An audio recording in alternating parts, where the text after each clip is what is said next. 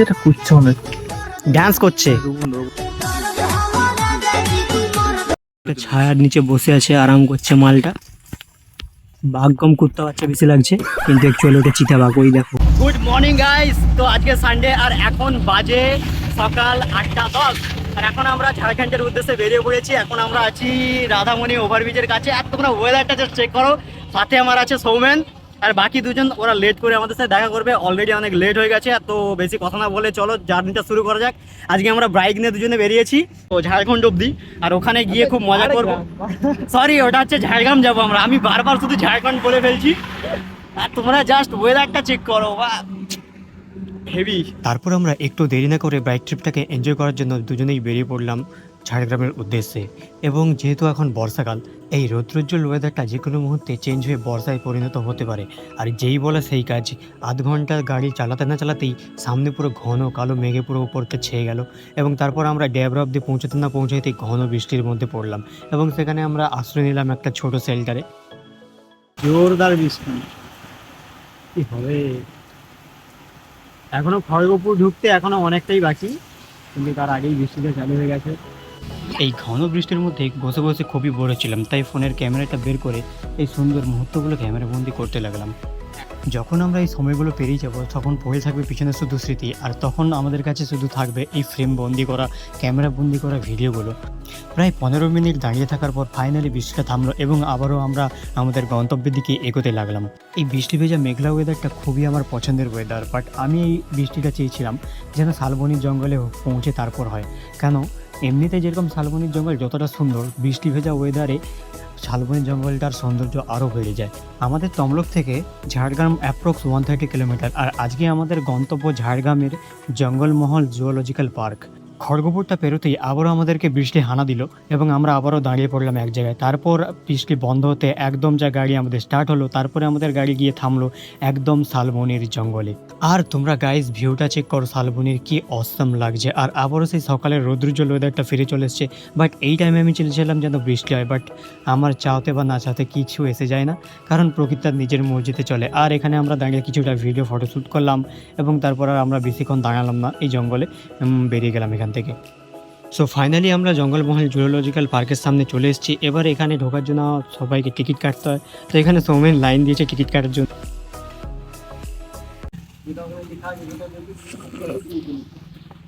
কিছু বল।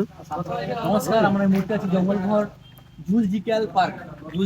Zoological zoological বানান ভুল, উপরের বানান ঠিক আছে জুওলজিক্যাল, বাট আমরা কোথায় ঢুকবো? Jangalmahal zoological park. টিকিট কেটে চিড়িয়াখানার মধ্যে আমাদের এন্ট্রি হয়ে গেছে, এবং সাথে আমাদের সুদীপ আর বীরেন্দ্র চলে এসছে। চিড়িয়াখানাটা যেহেতু পরিষ্কার পরিচ্ছন্নভাবে একটি প্রাকৃতিক পরিবেশের মধ্যে অবস্থিত ছিল, তাই বাইরে থেকে কোনো রকম খাওয়ার জিনিস এখানে অ্যালাউ ছিল না, যাতে কোনো পরিবেশের আবর্জনা না সৃষ্টি হয়। প্রথমে ঢুকেই দেখা মিলল হরিণের, কিন্তু এই হরিণদের কোনো রকম সিং ছিল না, এবং আমি যতদূর জানি মেয়ে হরিণদের কোনো সিং থাকে না, এবং অনেক কষ্ট করে ছেলে হরিণের কোনো দেখাই পেলাম না। এবং তাই সামনে এগিয়ে গেলাম, এবং দেখলাম সামনে একদল ময়ূর খাঁচার মধ্যে বসে রয়েছে। এবং আমি শুনেছিলাম যে বর্ষাকালে ময়ূররা তাদের পেখম মেলে নৃত্য করে, বাট অনেকক্ষণ দাঁড়ানোর পরেও এখানে না হলো বৃষ্টি, এবং নাই বা নাচলো ময়ূর।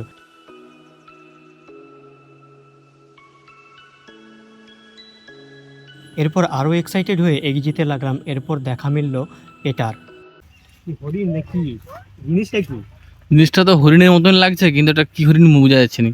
যে ঘোড়া কাম হরিণ, হরিণ কাম ঘোড়া কাম গাধা কাম খচ্চর, সব কুছ এক সাথ দিখ রা হ্যায়।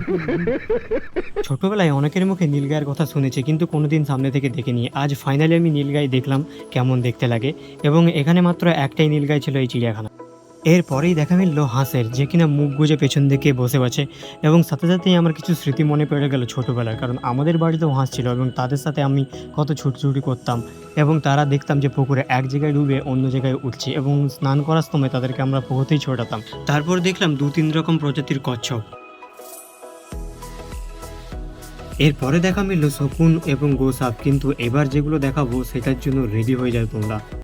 অনেকক্ষণ ধরেই তো এইসব ছোটখাটো প্রাণী দেখলাম, এবার তো হবে। তোমার কত সাহস, এই দেখো পোর্টটা দেখো ভাই, ভালুক আর চিতাবাঘ দিকে খুব সাবধানে পা ফেলে এগোচ্ছি, খুব সাবধানে।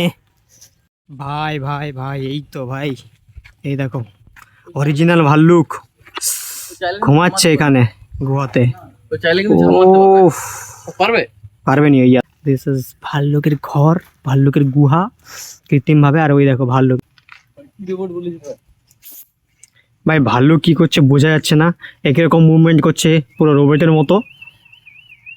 হ্যাঁ, এমন ছুটাবে নি এসে। বাই দ্য ওয়ে, ভাল্লুক কিন্তু চাইলেও আসতে পারবে না, এখানে অনেকটা গর্ত আছে।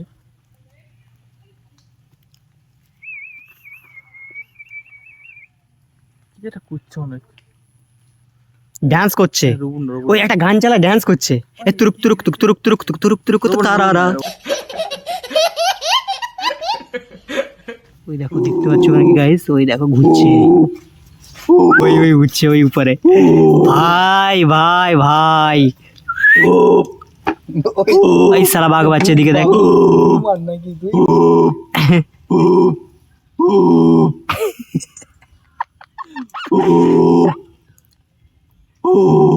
কি বাঘও ইগনোর মেরে দিয়ে পালিয়ে আছে তোর গার্লফ্রেন্ডের মতো। দেখো ওই একটা ছায়ার নিচে বসে আছে, আরাম করছে মালটা। বাঘ কম কুত্তা বাচ্চা বেশি লাগছে, কিন্তু অ্যাকচুয়ালি ওটা চিতা বাঘ। ওই দেখো তিনটে চারটে আছে এখানে বাঘ, একটা পিছনে ঘুরছে। এমনি আরে এইলে দুটো আছে এটা। এখানে দুটো আছে, ওদিকে সেদিকে একটা। सीता सीता ये कर रहा सब अच्छा उसको नहीं बोल कर देता चलो क्या আরে বন্ধু কেমন আছিস? খাঁচার ভিতরে শুতুরমুর্গ, শুতুরমুর্গ এটার নাম, শুতুরমুর্গ। আর এই কি স্পিডে ছুটে आवाज সালা। এই দেখো ভাই, এই মাল শুয়ে আছে খ্যাঁকশিয়াল। हाय ना भी हाय ना হাই না, সরি দিস ইজ হাই না, মাই ফল্ট, নট খ্যাঁকশিয়াল। আরে যে খ্যাঁকশিয়াল প্রজাতির যে লোক, কর কর কর, পুরো একদম ডিটো করছিলি। এ ভাই কর না, এই যে খ্যাঁকশিয়াল। দিনের বেলা বসেছি মা, লজ্জা করেনি মা? দিনের বেলা বসে আছিস, লজ্জা করেনি? রাত তো তুই বেড়াস, হ্যাঁ? ওদের এখানকার কুকুরও সম্মান আছে। এরপর আরও একে একে দেখা মিলল জংলি cat, fishing cat, blue and yellow macaw, এবং তার সঙ্গে শকুন এবং ভিন্ন প্রজাতির খ্যাঁকশিয়াল ও পাখি। সুদীপকেই পছন্দ, তার দিকে যাবি যা, ওই সুদীপ তোকে খুঁজে রে।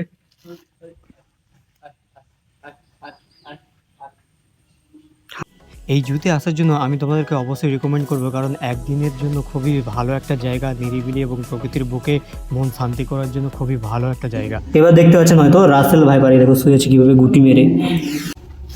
This is the Indian rock python. হাই সে কোণে একটা পড়ে আছে দেখা কেঁচুলি, হ্যাঁ হ্যাঁ কোণে একটা পড়েছে। খোলসটা কোথায় ফেলে গেল পুলিশ? তোমরা পৃথিবীর সব রকম করে জল পড়তে দেখেছো, আজকে আমি তোমাদেরকে বাতাস দেখাবো, কল থেকে কেমন বাতাস বেরোয়। ঠিক আছে, কলে জল পড়ে আমি বাতাস বের করবো। দেখো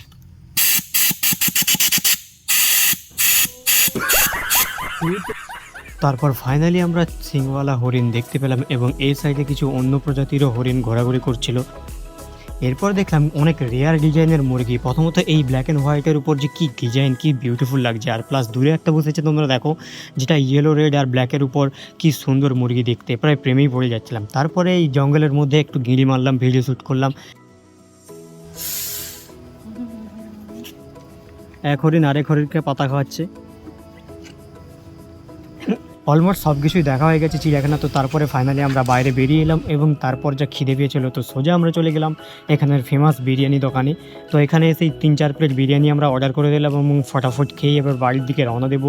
এরপর যেতে যেতে আবারও একবার শালবনির সেই অপরূপ সৌন্দর্যটা অনুভব করলাম, এবং তারপর শালবনিং জঙ্গল পেরোতে পেরোতে বিকেল থেকে সন্ধে হয়ে গেছিলো, এবং আমরা একটা ব্রিজের কাছে এসে যখন পৌঁছালাম, ভাই এইখানে যা ওয়েদার আর যা ভিউ ছিল পুরো লাভলি, মানে পুরো একদম যেন মনে হচ্ছিলো স্বর্গে এসে গেছি। আর তোমরা দেখো পিছনে সানসেট আর সামনে একদম কি ওয়েদার। তারপর তোমাদের ভিডিওটা ভালো লাগলে লাইক করবে, সাবস্ক্রাইব করবে চ্যানেলটা। তো দেখা হচ্ছে নেক্সট ভিডিওতে, বাই।